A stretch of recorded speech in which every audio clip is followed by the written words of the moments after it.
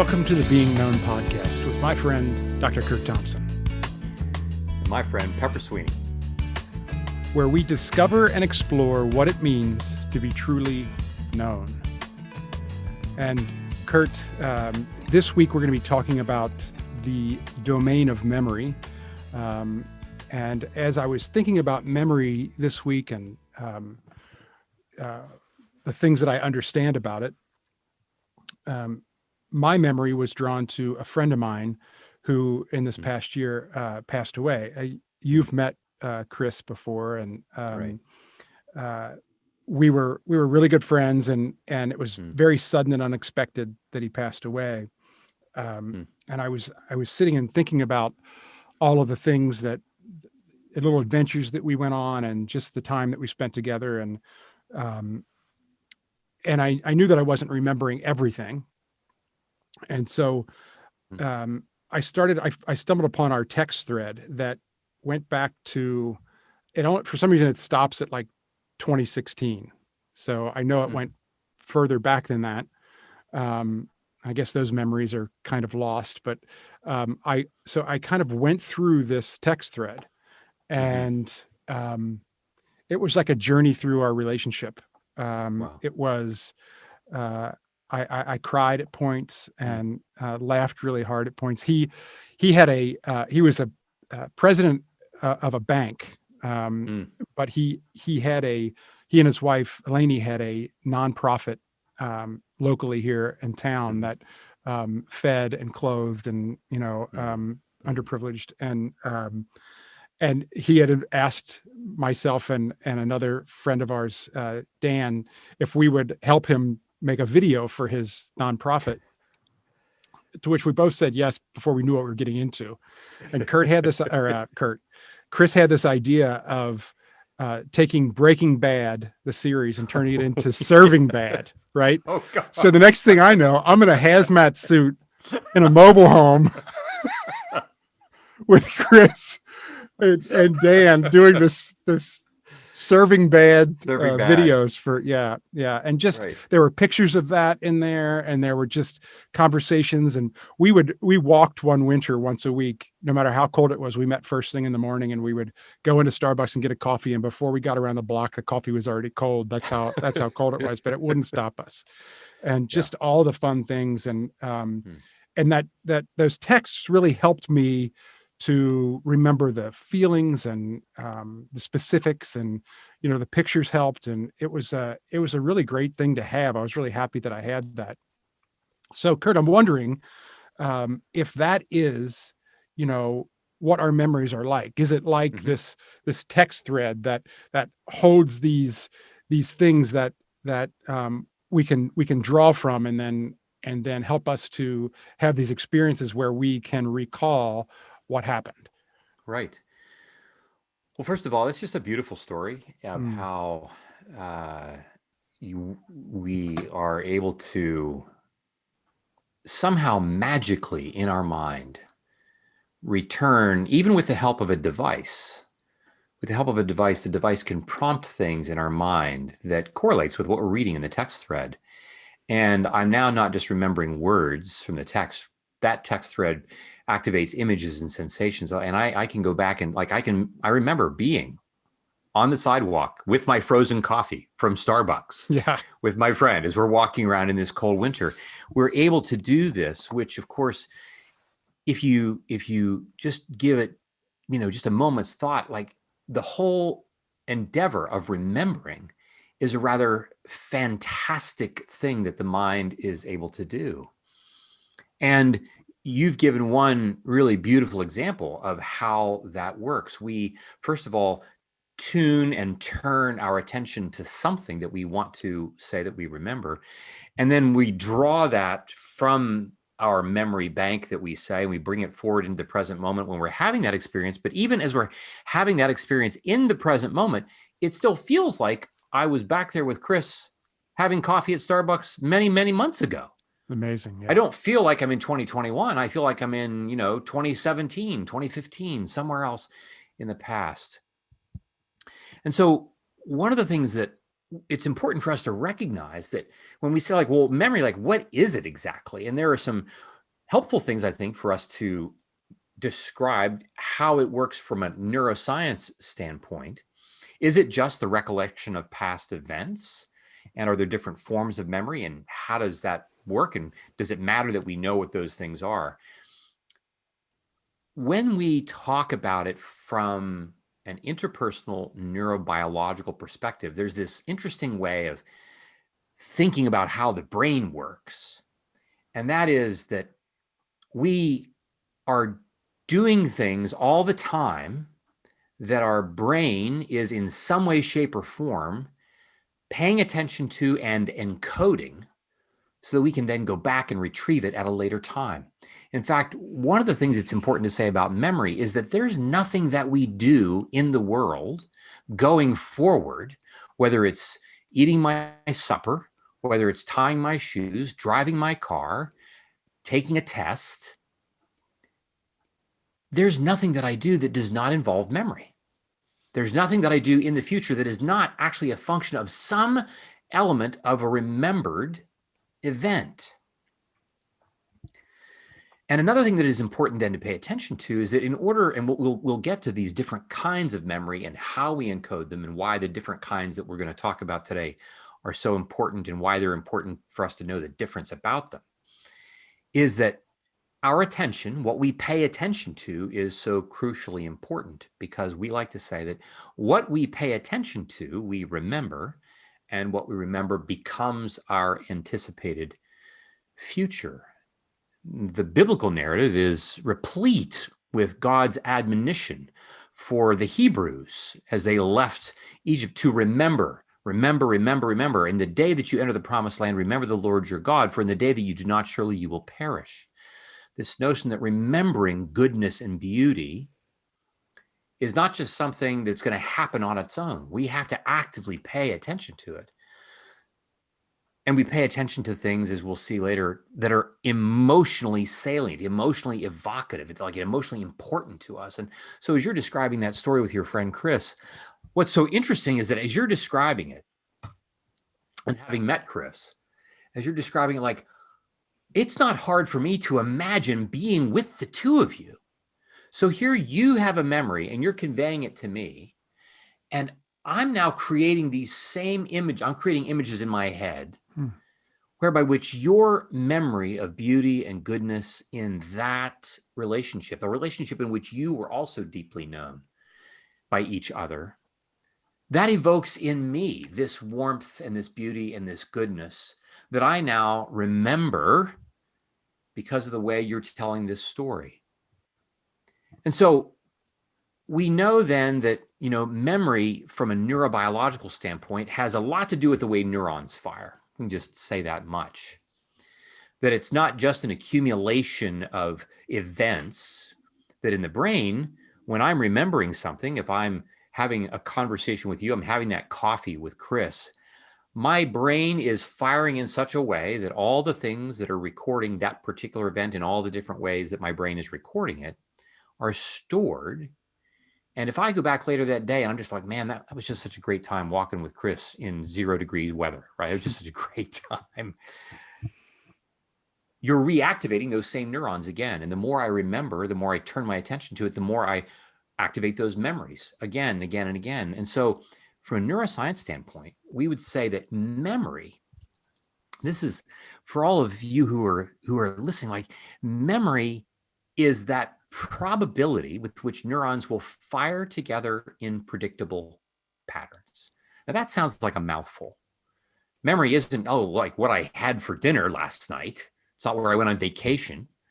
It's, yes, of course, it's the probability with which neurons will fire together in predictable patterns.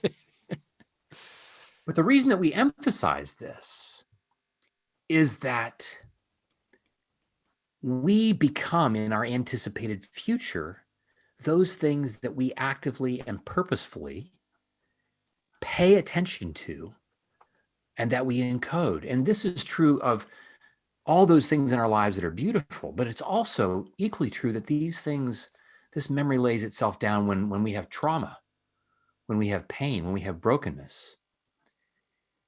And so this gets us then into, if it's true that memory, how it works is really a way that neurons fire together in certain predictable patterns. What's important to know about that then are that we have these two different kinds of memory that we like to talk about. And the first kind is what we call implicit memory. Now, researchers that talk about memory talk about a lot of different forms. We talk about immediate recall, short-term, long-term, permanent memory. We could talk about that. That's kind of research, and those are interesting kinds of memory on their own account. But we're talking today about two particular kinds. The first being what we call implicit memory. And it's a form of memory that we actually have in process. It's working, it's at work even before we're born. And if it's true that memory is a way in which my brain encodes and therefore turns on certain patterns of neurons that fire over and over again every time it happens, that it's the encoding that is important. Implicit memory, we say that word, it's implicit because a couple things that are really important about it. Number one, it doesn't require my paying attention to something in order for it to be encoded.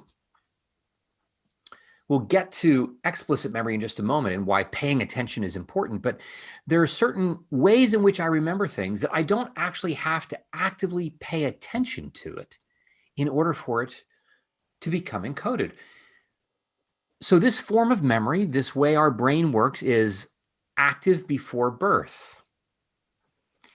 And then we don't need to pay attention, which means there are certain parts of the brain that are developing. The hippocampus, which enables me to have short-term memory, eventually, it's not online yet. And the prefrontal cortex, the part of my brain that makes me ultimately most human, it's not online yet until about 18 to 24 months of life, that starts to come online. And so for a long time in our early childhood, I am dominated by my implicit memory's capacity to recall things. And so what does that mean? What does that look like? Well, here would be an example. Most people might remember, you might remember where you went to school for elementary school. Most people would remember maybe even the name of your elementary school teacher in first grade. You might even remember his or her, who they are. Like I can see Miss McConnell in first grade, Helen McConnell. I see her.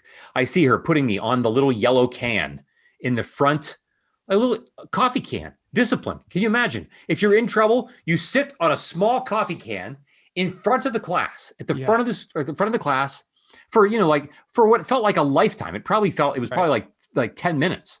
But no, we get to sit on the little yellow can. This was classic Mount Pleasant Elementary School disciplinary tactics. Never forget. I hate the color yellow. I hate it. It's an awful color. It's like trauma for my tail end. I just can't. Sitting on a coffee can like that. We remember that. But if we were to ask most people, do you remember when you learned to eat? Now, Pepper, your memory is really good, so you probably do. No, Do you remember when you learned to walk and how that happened? No, probably not. We don't remember these kinds of things because the kind of memory that is required is the kind that does not require direct attention to pay attention to it. I'm just kind of like learning how to walk. I'm putting food in my mouth and my body starts to remember these things. And so because there's no need for focused attention, a lot of it involves my body remembering things. So there are some things that are elements of this implicit memory that include sensations. I remember sensations. I remember emotions. I remember perceptions. I remember these things that we call mental models. What would that mean? Like, well, let's say I grew up in Philadelphia. And all I know of a city is Philadelphia, and that when cities are built and maintained, we have a square grid of streets. And this is how we do life. It's just automatic. If you have numbered streets, they just go up and down, and that's how you do it. But if I then am sent to Boston and I have to figure out how to get around Boston, I'm going to be completely disoriented because I'm just used to doing something. Another example of implicit memory would be riding a bike. You learn to ride a bike when you're a young kid, maybe, 6, 7, 8, 10 years of age, or even younger. And once you finally get on the bike, the implicit capacity of your body to behave on the bike is an act that your body remembers all the time without you paying attention to how you ride the bike. In fact, if you ever have an injury and later you have to try to remember how to learn how to ride a bike, it makes things harder because you're having to think when in fact your body doesn't need you to think. It just needs to get on the bike and go. Because that's implicit. You didn't really have to pay it. Yeah. Okay. Exactly. And so we have this mental model that we develop about how things are supposed to be. But here would be another example. Let's say that I grew up in a house where every time somebody gets angry, somebody gets hit. And so anytime in my house that somebody raises a hand, violence is coming. Well, now I'm in a class and a student sitting next to me raises their hand and I flinch. Now, there's no rational, logical reason for me to flinch, but my body is remembering implicitly because it senses danger. Even though there's no danger here, they're just raising their hand to answer a question. Nobody's going to get hit, but my body, my sensation, my mental model for what it means for anyone to raise their hand doesn't know that violence isn't coming. And so these forms of sensations, emotions, perceptions, mental models, priming is another feature. This priming, this sense, like I remember, right? Like my dad would come home every day from work. He'd get home at about 5:30. I just love my dad. There are many, I mean, our relationship was not perfect and it was a little complicated at points, but there are many things about my relationship that I loved. And when I was a little kid, I would hear that truck pull in the back and I knew he's coming. And so the way he had to come in the back door, he had to come into this one space where there was this shelf that was about 3 feet tall that went around that you couldn't see on the other side of it. And so I would hide behind that shelf and he would come in the door and come out and I would jump out and like, I don't know if it really happened or not, but like he played the game, right? He was completely startled. Maybe it was implicit and implicit memory. He had that built in 5 days a week. He's like, my gosh, like I can't. It's implicit. But the priming was when I would hear that truck come in. Yeah. I wouldn't even think. I would just go and I would hide, wait for him to come in, and I would jump out because the truck is helping me anticipate a joyful reunion between me and my dad when he would get home after work. But in the same way, we can have other kinds of implicit memory models that go something like this. I have a patient, a couple that, I was working with, this was many years ago, and they came in one day for a session after they'd had the day before they'd had this fight. And they come home from work and they're in the kitchen and they start this argument and one thing leads to another.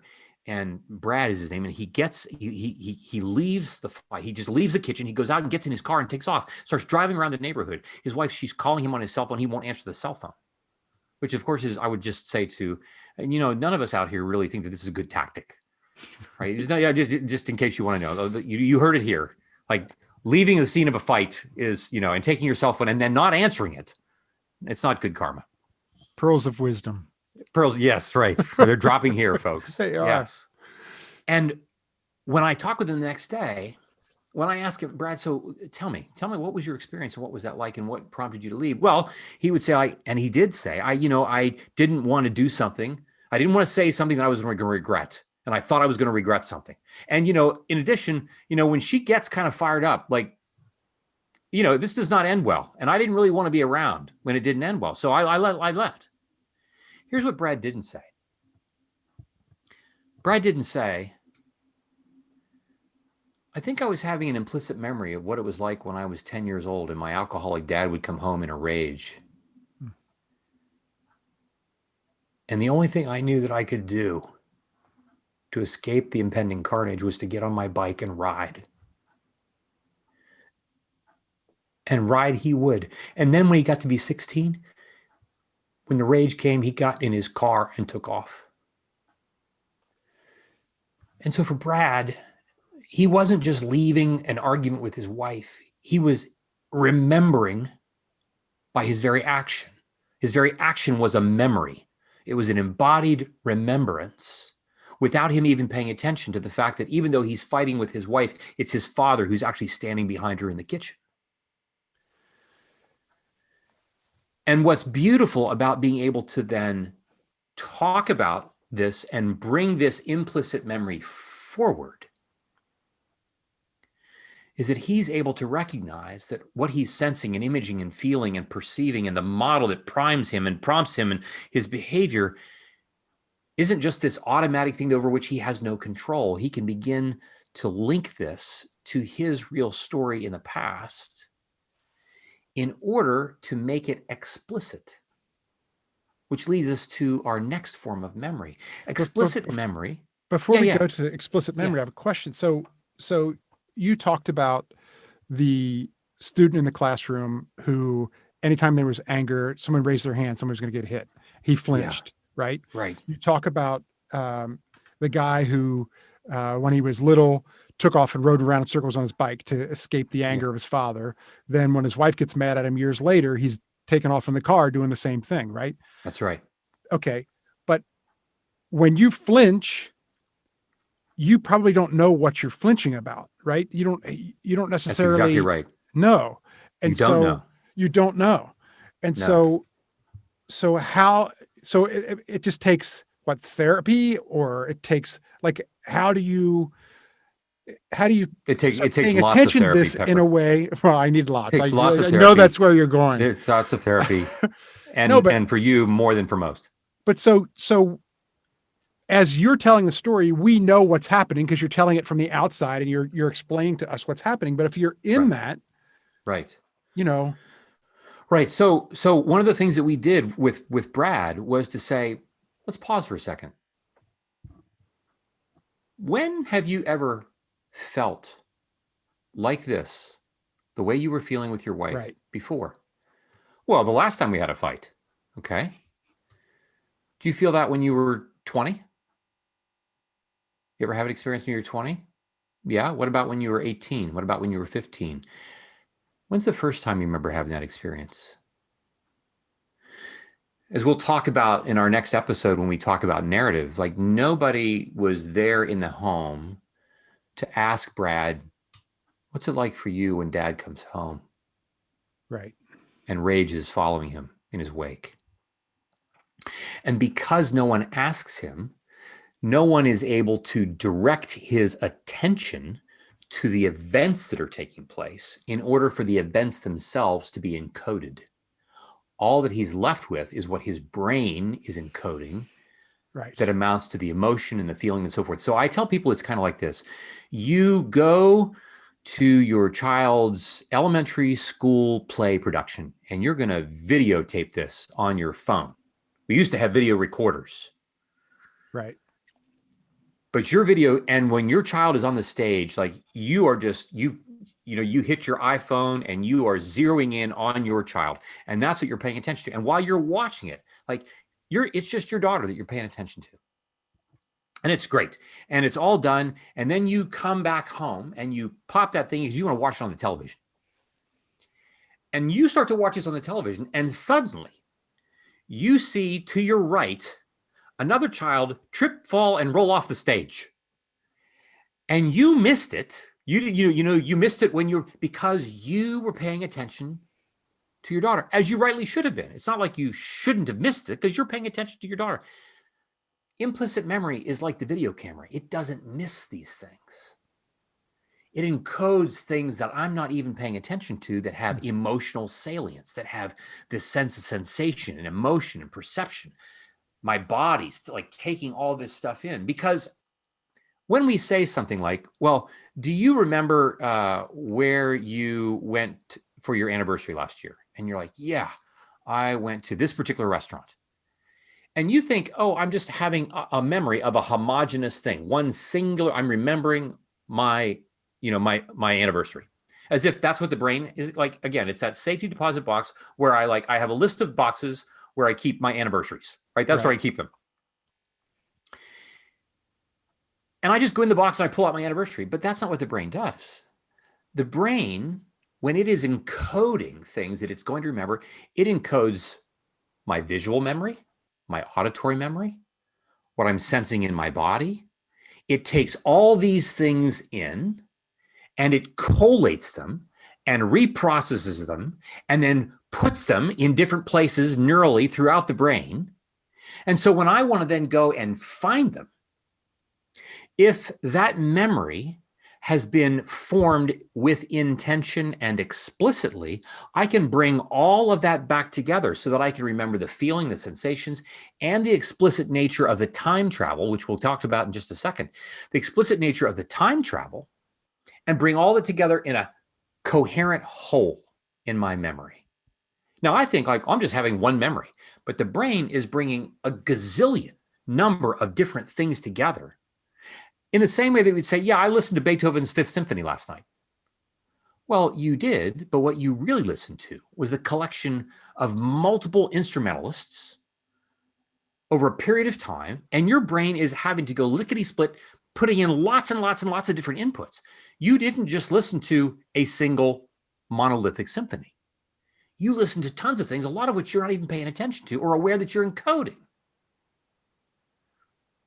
And so with all that encoding then comes this next form of memory that we call explicit. And because we are actually making the implicit explicit, and the neural networks that are responsible for this don't start to come online until we're about 18 to 24 months of age. Interestingly enough, at about the same time that children begin to develop language. At the same time that my left hemisphere, my logical, linear, linguistic, literal hemisphere is coming online.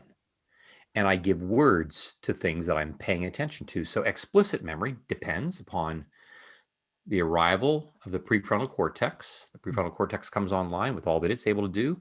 My hippocampus, with all that those cells are able to do, it can enable me to have short-term memory. We were sitting at the lunch table a number of years ago with a friend of ours with his kindergarten-year-old daughter. And I asked her, so are you in school?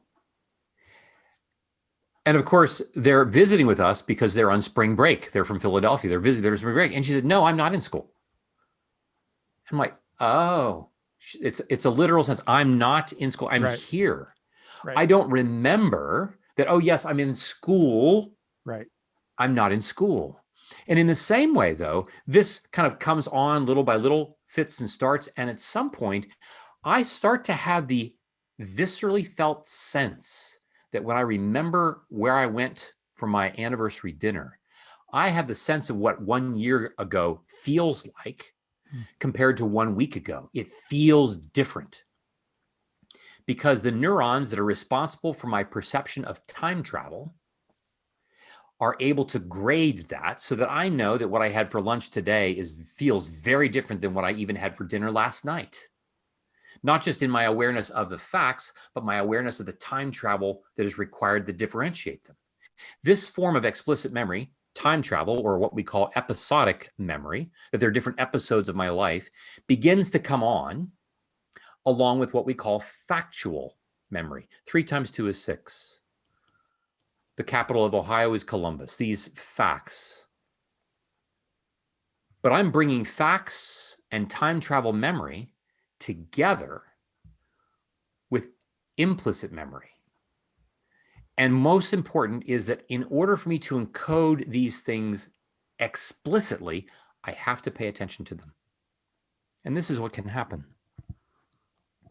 For our friend Brad, the trauma of what happened to him with his father's rage meant that it was too overwhelming for him to actually think about and remember and pay attention to. It's too painful to just sit and imagine what it's like to be in the presence of your father when he's that angry. Or as some of you know, you've had terribly traumatic events, injuries, sexual abuse, physical abuse, any number of different things in which the emotional overload makes it impossible for you to actively pay attention to the event itself. And when this happens, there can be events that I simply don't remember because I am not explicitly paying attention to them. But it doesn't mean that my body won't remember. I took care of a woman once who had been the victim of a rape while she was out running. and her memory of the event itself was all very fuzzy. She remembers having gone out for the run, and she then next remembers kind of coming to her awareness when she's back at her apartment, becoming aware that she was bruised and skinned up and dirty and really, of course, like wounded in ways unspeakable. Over the course of time, eventually she would go back to running. And every time she got within 150 yards, 200 yards of the space where it happened, she would start to have panic events. Sure. And there was some of her that couldn't, she knew something bad had happened, but she couldn't remember explicitly right down to the micro moment of what had happened because her body was remembering, but her explicit memory had not yet been able to encode it. And these kinds of things can happen to us not only when traumatic events happen, but also when neglect takes place. If I live in a house in which people are not emotionally engaged, it fails to turn on parts of my brain that long to remember my story. And so for Brad and for this other woman that I mentioned, and for so many others, we can have implicit memories that override our capacity to explicitly experience what we think we're supposed to experience. I wrote about in Anatomy of the Soul, I wrote about the story of Elijah, this strange story in which he has this experience where he is just like he's like a bad dude, like when it comes to the prophets of Baal, right? And he whacks like a couple thousand of them. And within a week, he's running away from Jezebel. Even though he's this like dude, now he's like a little boy. And you wonder, man, what happened to you such that you are implicitly acting out something, hiding in the desert, when you were just acting like a warrior? Like what's going on between you and this experience with this woman? We don't know. And we're not trying to over psychologize the Bible, but what we're saying is that so much of our lives are driven by our inability to bring our implicit and our explicit memory together in a coherent whole, wherein which the parts of our memory that are wounded can find healing. And so how do we do that? I mean, how do we make them whole? How do we connect the implicit and the explicit? How do we connect them and understand them?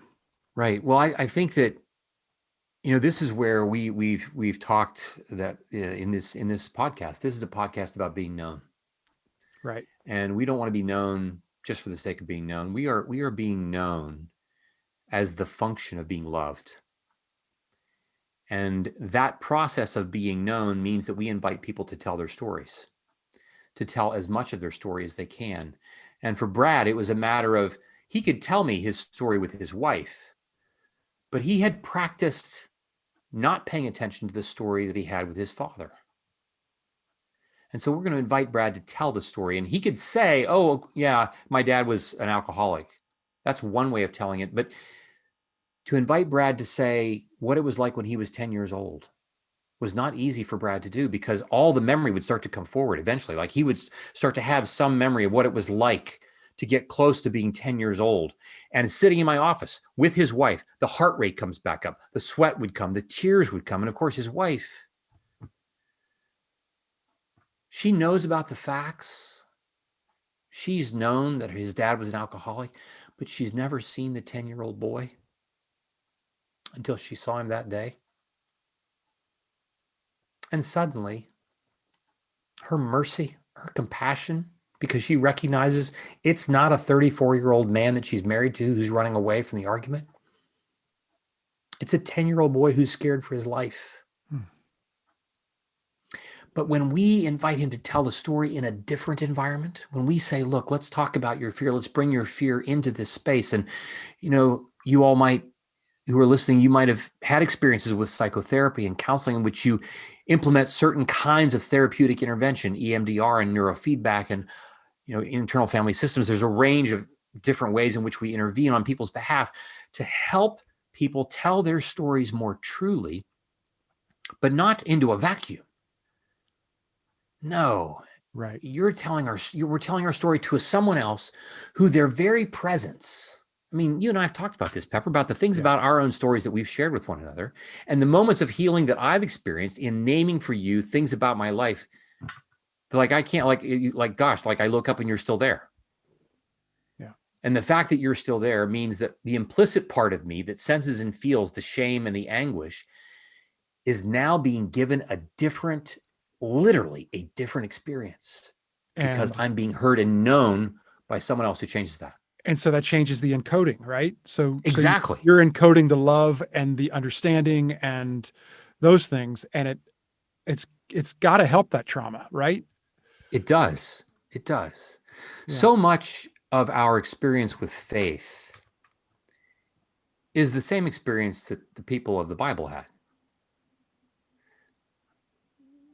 You know, we may come back to this, and maybe we've talked about this before, but the story of King David always really kind of captures my attention. And we wonder, you know, here's this guy who's this poet. He's a warrior. He's a prophet in some respects. He's a priest in some respects. He's this kind of like all-encompassing man of the hour for his people. And many of us are familiar with this story that, you know, he has this progressive ascendancy to power. And once he does, and all the different substates of Israel are consolidated, he has this moment on his palace when everything is well. And then he sees her. He sees Bathsheba. Yeah. And things all go to seed in a hurry. And one wonders, how is it that a guy who has so much together, how is it that this happens? Except that when you look back at David's story, you see some things. You see that when Samuel came calling to Jesse, David's father, and said, "Bring all your sons, because one of them is going to be anointed this day as king over Israel to replace Saul." And Jesse brings everybody but David. Now you wonder, like, is this because Jesse's trying to protect him? Because like Jesse's like, he's seen what Saul does. Like, he doesn't want his youngest kid within a 10-foot, you know, he doesn't want him within a country mile of that. Maybe. Did he forget him? Does he have like so many sons that like, I don't know even how many kids I got. Like, who knows? But we do know this, is that David was left out for some reason or another that is not explained in that story, but we just know that he was. That's a curious thought. And then later, David's brothers are at the front, just prior to this interchange with Goliath. And Jesse sends David to the front, wanting to find out news of the war and to send food to his brothers. He gets there and his oldest brother ridicules him in front of everybody. And you wonder, something is not quite right in the house of Jesse. What's up with this?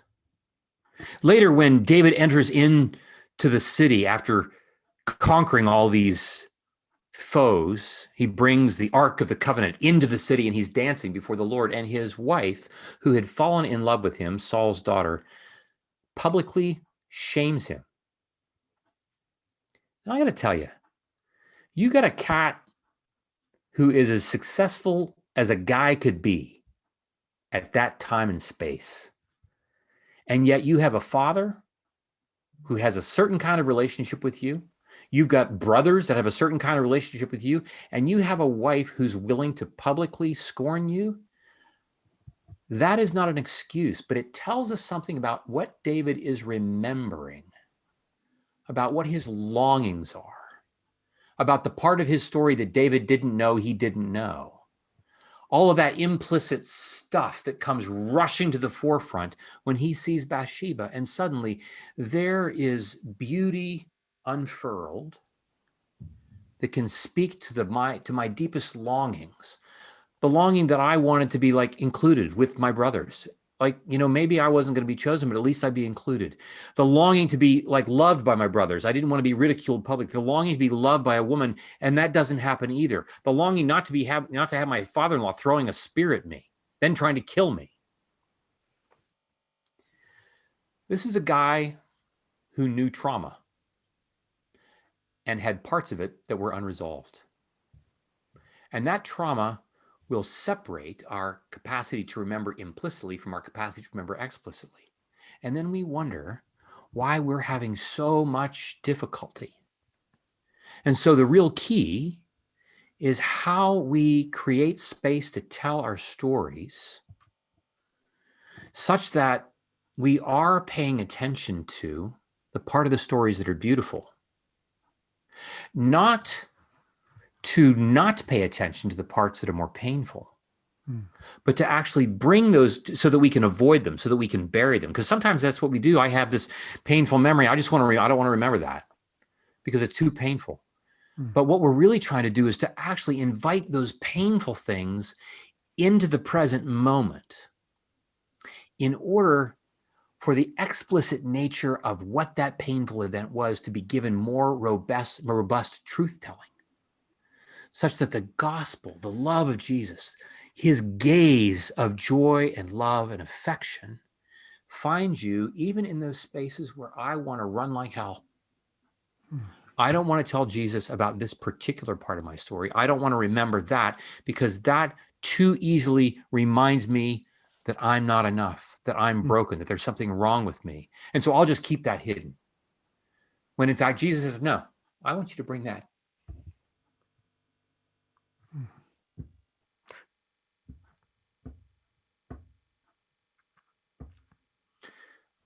I want you to bring that memory in this room.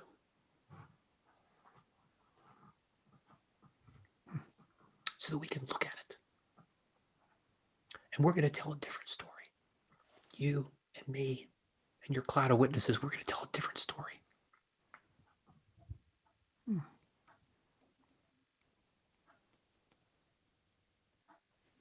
You know, it reminds me of a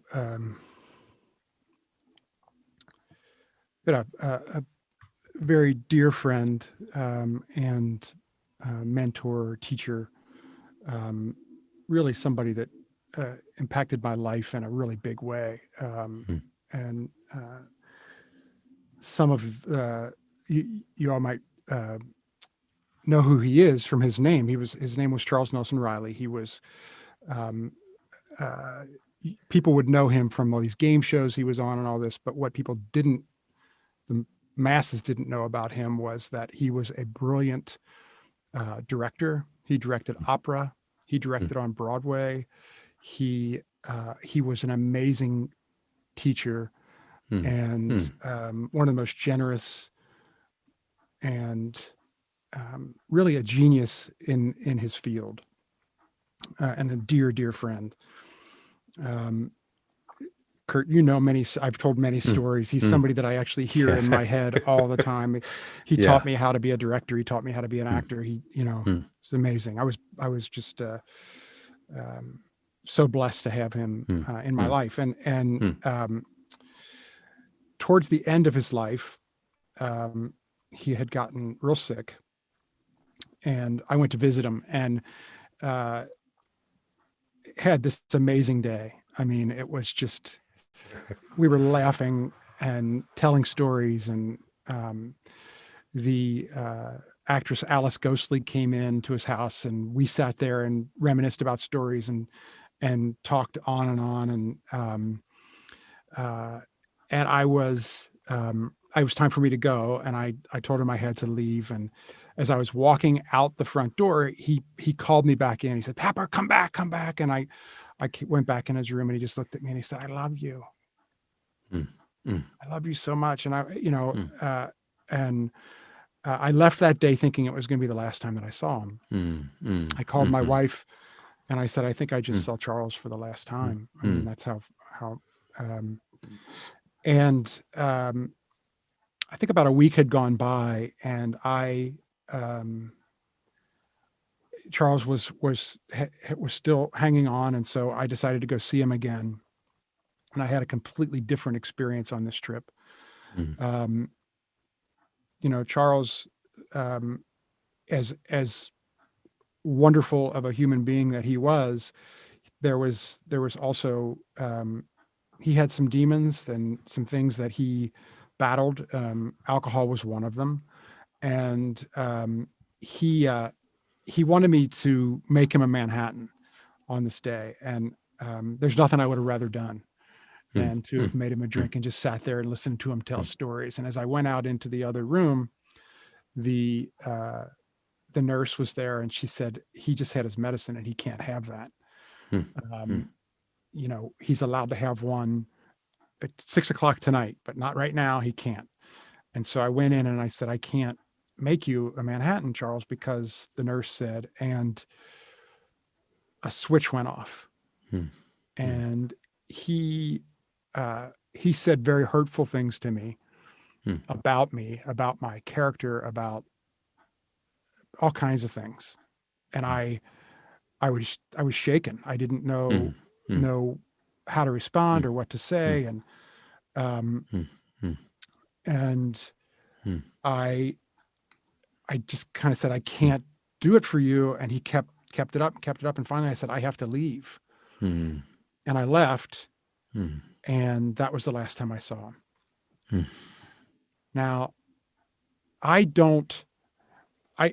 tell you that story now, and it really hurt really bad at the time. I mean, it hurt deep. I can't even imagine. Right? Yeah.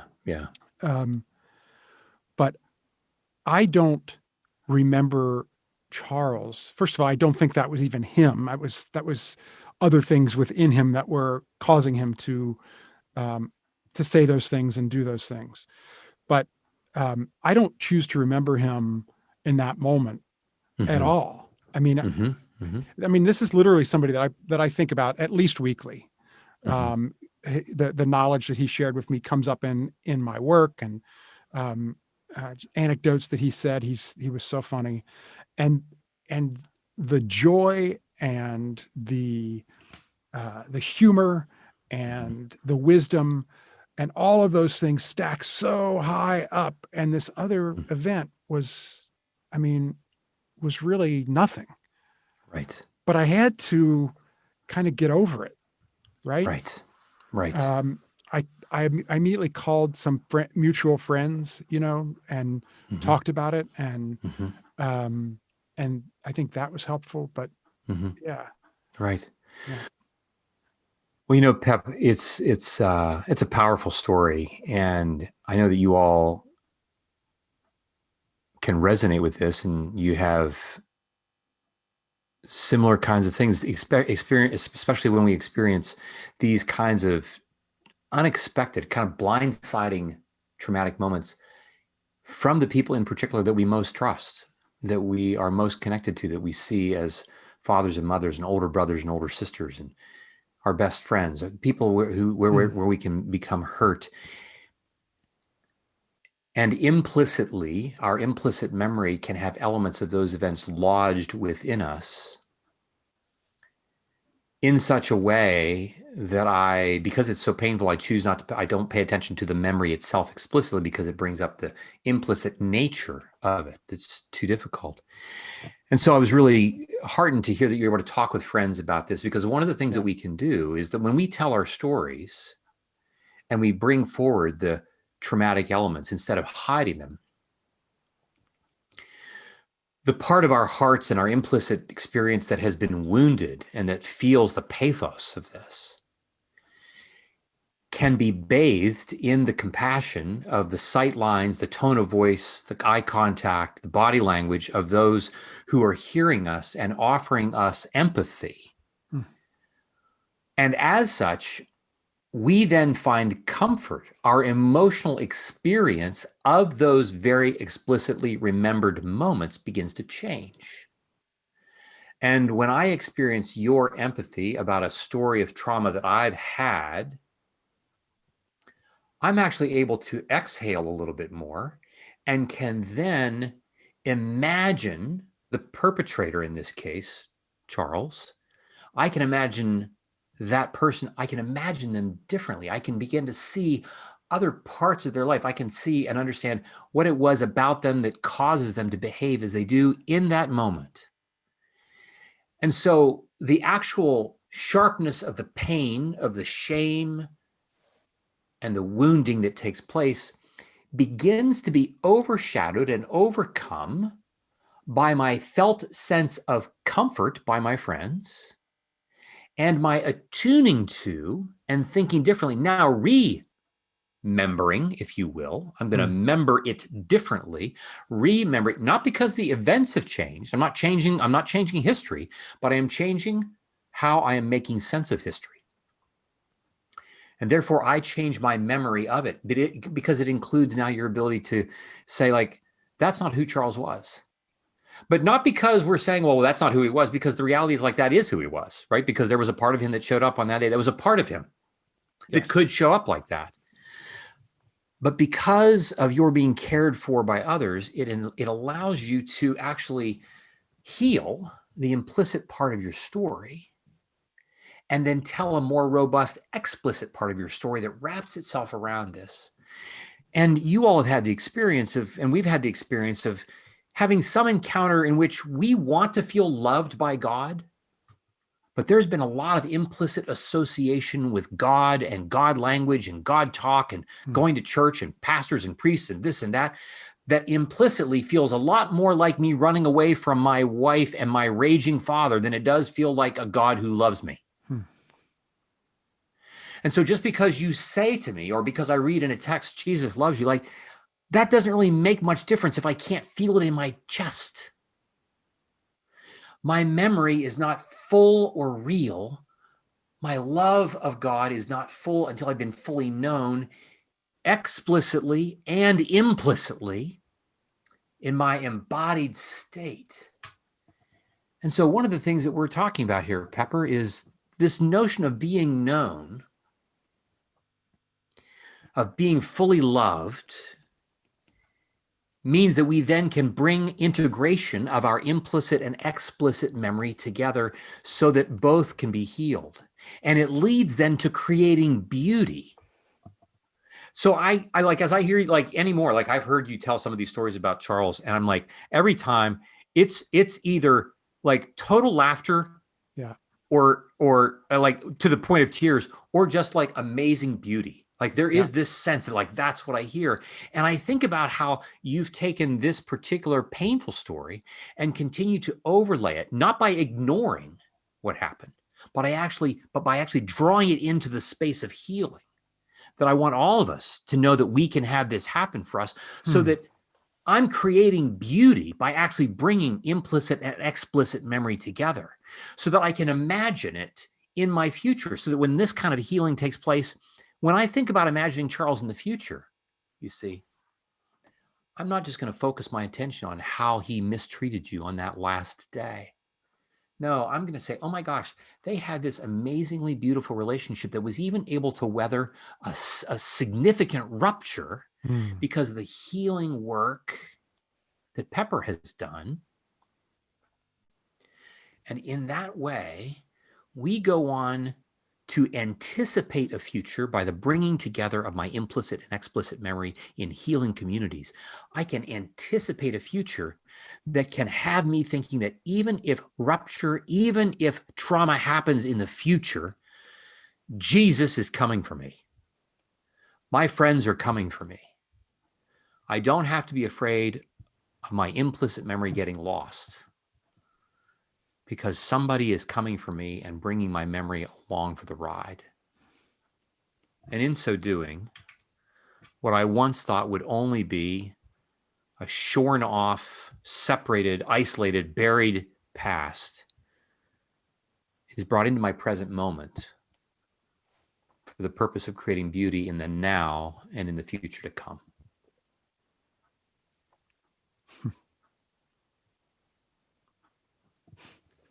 Thank you, Curt.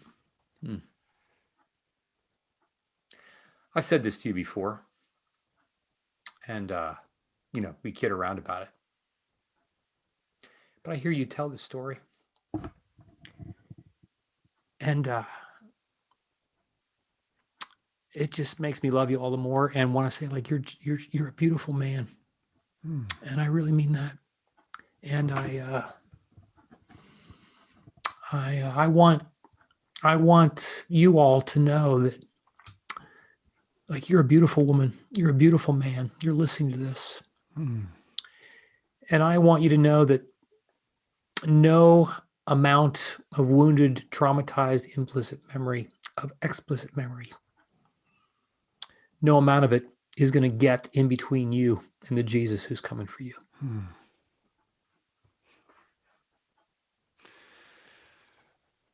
Amazing.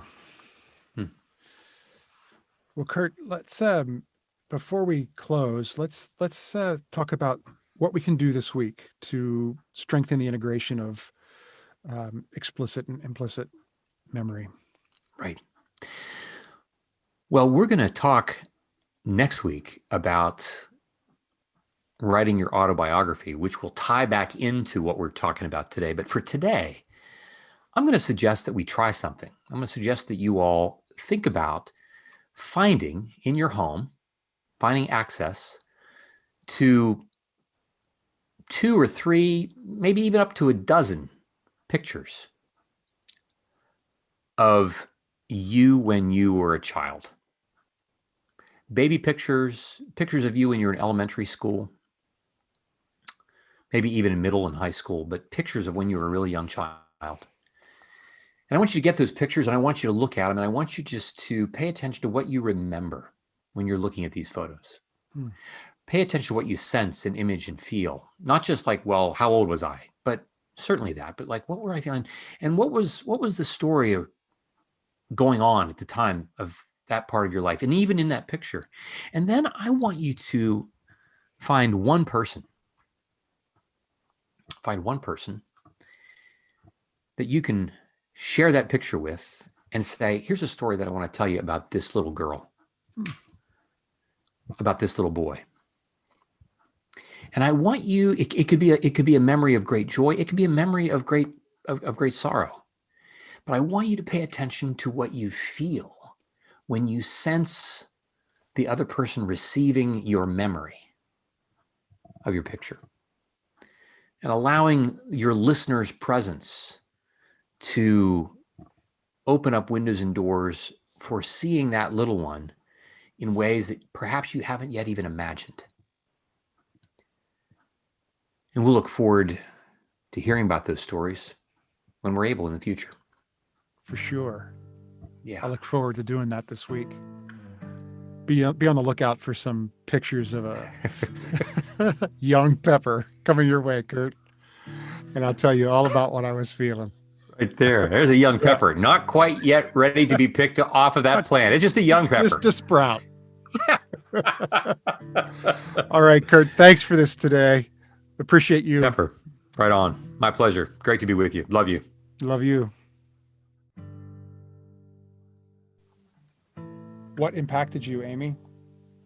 What stood out to you?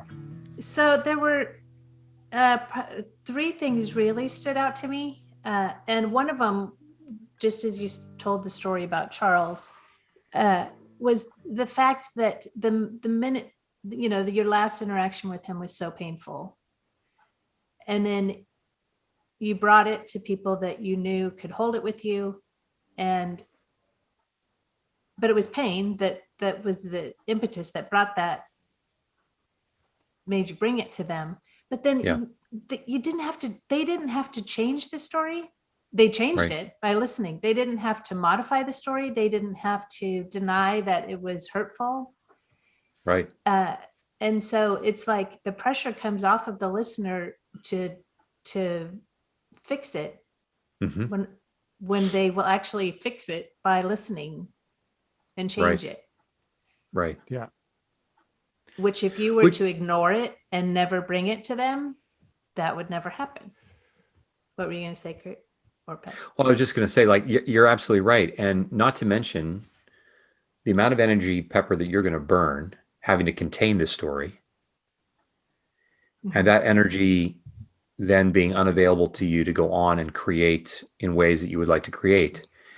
And how that affects not just your memory of Charles of that moment, but how it will go on to infect your ongoing narrative of your relationship. And the more you practice paying attention to that, the more it will seep back in and affect all kinds of things. Well, maybe Charles really, and we know this is true too. We didn't even get to this, that the more I dwell on certain things, my memory of things can change. Right. Right. So if I really pay attention to my hurt feelings, I don't just think that like, you're yelling at me was, a function of, you're having a tough day and this and that. No, it's like, well, Pepper doesn't really, at the end of the day, Pepper doesn't really love me as much as he says he does. I create all kinds of other narrative implications that have really off. Yeah. Yeah. Yeah. I also knew a lot of the trauma that he had experienced in his childhood. I mean, he was, just to put it in a nutshell, his mother used to say to him, "I should have thrown out the baby and kept the afterbirth." Could you imagine that being your childhood? So many of these comedians and funny people have, as you know, Curt, just really pain. Yeah. Pain, a lot of pain. But yeah, I really appreciated that, because if I would have just wallowed on that, not shared it with anybody, like Amy, like you were saying, and then magnified that, it really could have had the effect of tainting all of that history. That's beautiful. Yeah. That's absolutely beautiful. Yeah. Right. Well, go Curt. No. Well, and then like having taken the time and inviting somebody to listen to that gives it the time and the attention, and then you can focus on and remember and recall the fabulous times that you had. I mean, that's exactly what I was going to say. This exactly, and this sense that shame, fear, etc.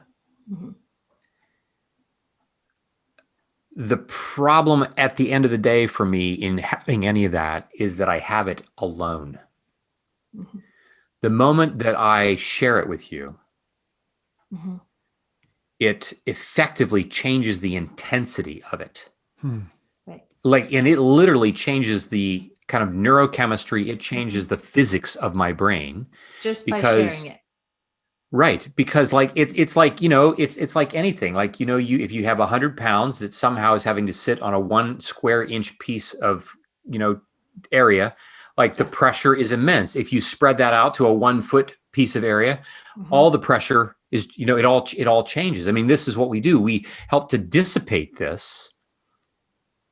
The intensity of the shame is lightened in order for me then to exhale and turn my attention back to the part of him that I loved and that we loved about each other. And it means that like I have a felt sense of like resilience, like, oh, I can love him and hold the part of him that was not very pretty, that was not very beautiful. And I don't have to make it this binary relationship. He either loved me or he hated me. No, there are parts about this that really, were tough, but I love Charles. Right. And this is what secure attachment is about with parents, right? Because parents are imperfect, but they just need to be good enough. They don't need to be perfect. They need to be good enough. In order for us to have enough connection to recognize that, yeah, there are these parts about my mom or dad that drive me crazy. And at the same time, there's so much of my life that feels fully connected to them that enables me to offload these other parts that otherwise would have me isolated and going down a rabbit hole of telling a very different story about my parents and about myself as a result. Right. Well, and like my tendency is to go to but there was that one time.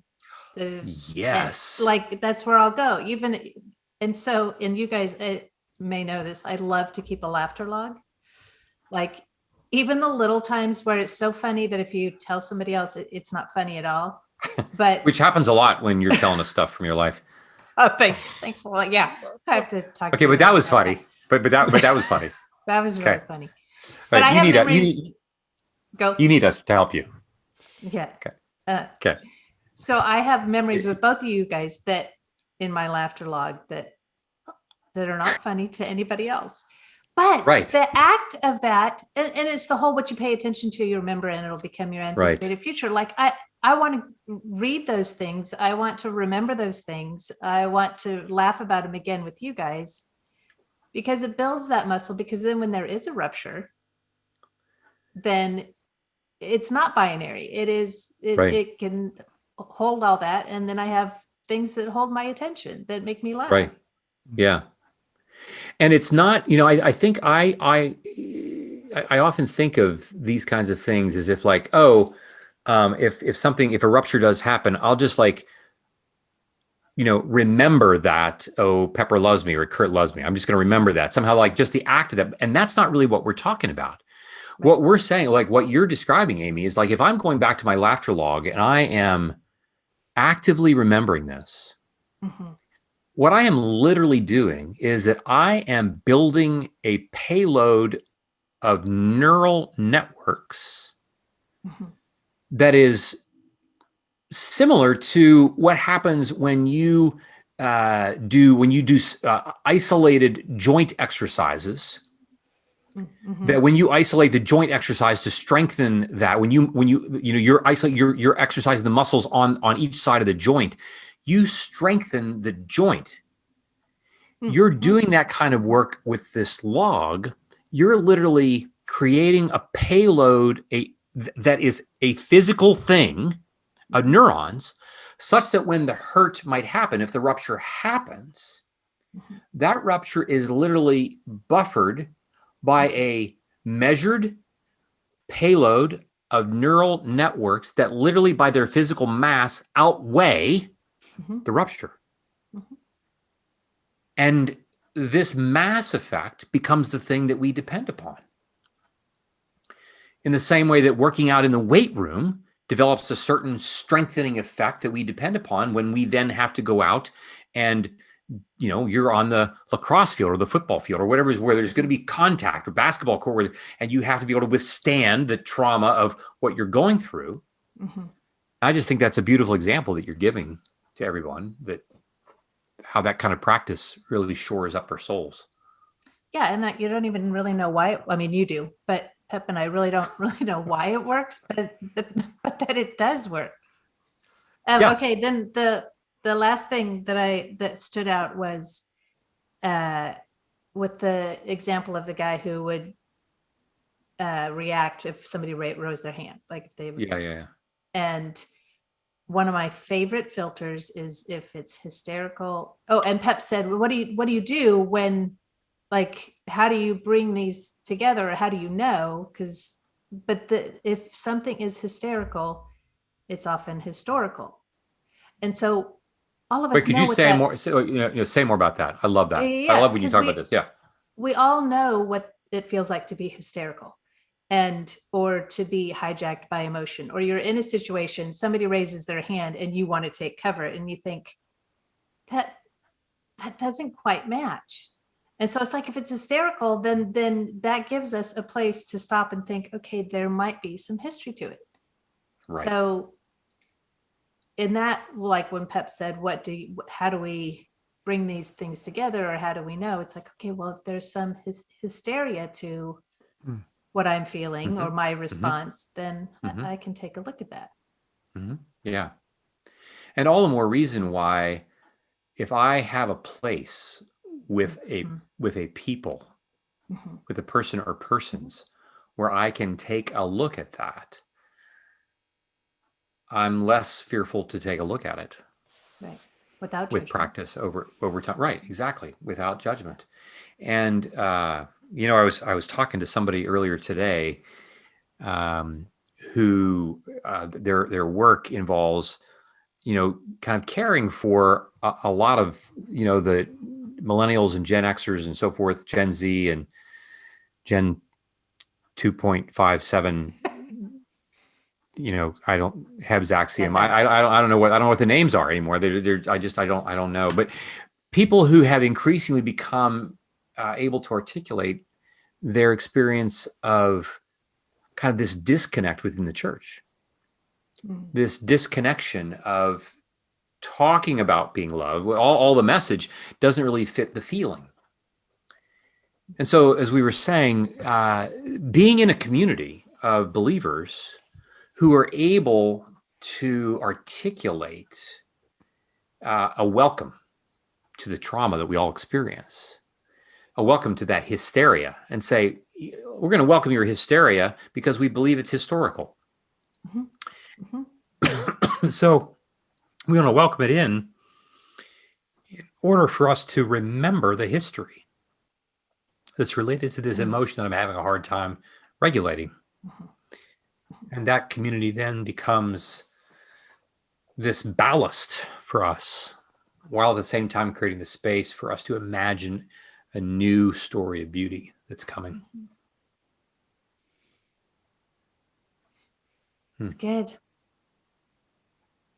Good stuff. Yeah.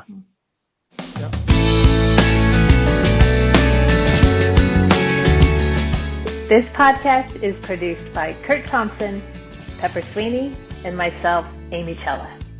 Audio production and music is by Keaton Simons. If you'd like to connect with us, you can visit us on our website, beingknownpodcast.com, or you can find us on social media at beingknownpod. Be well, be known.